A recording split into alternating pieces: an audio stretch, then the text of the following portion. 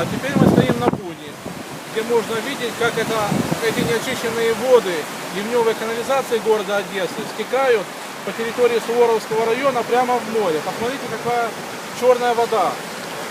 Запах канализации стоит. Все это стекает в море.